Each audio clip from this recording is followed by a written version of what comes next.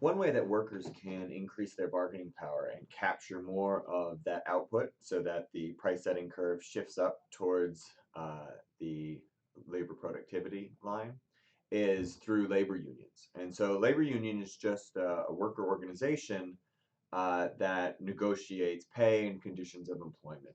And uh, labor unions have had a long and contentious history, and firms often don't like to have labor unions because it often means reduced profits.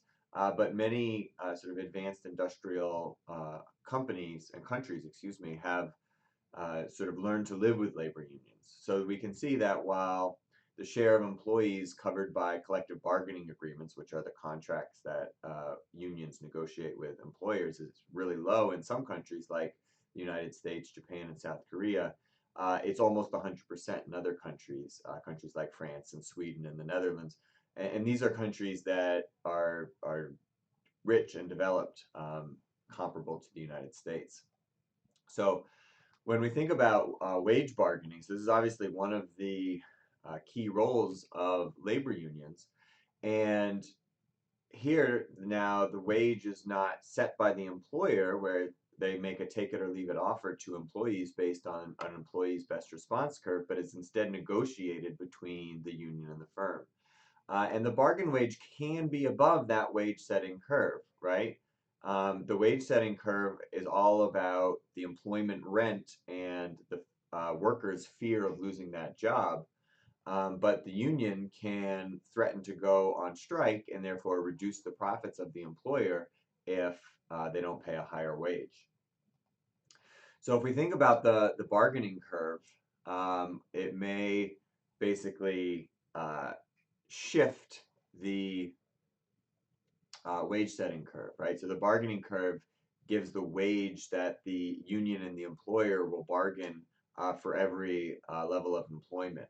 And so that could mean that it shifts to the left, right? Which means lower employment and higher unemployment. Um, if that's the case and the real wage stays the same as it does in this picture, so that workers are really no better off, then unions would seem not to be beneficial, right? There's no higher real wage, and there's higher unemployment, so that doesn't seem like it would be good. But that actually isn't what we see in the data. What we see in the data, so if we graph here the employees covered by collective bargaining agreements, which is that same data that we saw in the previous graph, and the unemployment rate average on the vertical axis, we can see there basically looks like there's no relationship between the unemployment rate and workers covered by collective bargaining agreements or CBAs. We have countries that have pretty low unemployment rates and high collective bargaining coverage. We have high collective bargaining coverage and high unemployment rates like Spain. We have high unemployment rates and low coverage like Poland and Slovakia. And then we have low unemployment and low coverage like the United States, Japan, and Korea. So there appears to be really no relationship between coverage of CBAs and the unemployment rate. So how do we explain that in our model? And maybe what the best way to think about this is what the book calls the union voice effect. And the idea behind the voice effect is that the union provides employees with a voice in how decisions are made, and therefore may make their employment uh, less onerous, right? We could think of it as decreasing the disutility of work, which would then increase their employment rent for any given wage, and therefore they're giving a higher effort for the same wage. So that would mean that the bargained wage curve would shift down.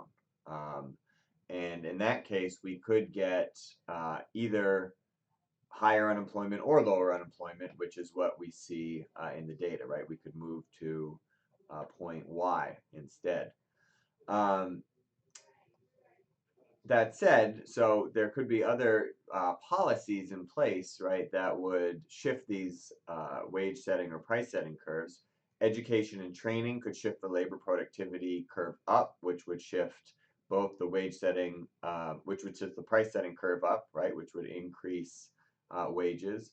Um, We could provide wage subsidies. So if we think about the earned income tax credit, which goes to low income workers, that decreases the cost for firms.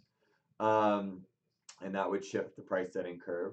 We could also shift the wage setting curve by shifting the unemployment benefits, right? So more generous unemployment benefits are going to mean that employment rents are lower and workers are willing to uh, only willing to provide more effort for a higher wage. Or we could have shifts in the labor supply curve, either through immigration policies or things like childcare provision, right? So if we provide free or subsidized childcare, that might increase female labor force participation.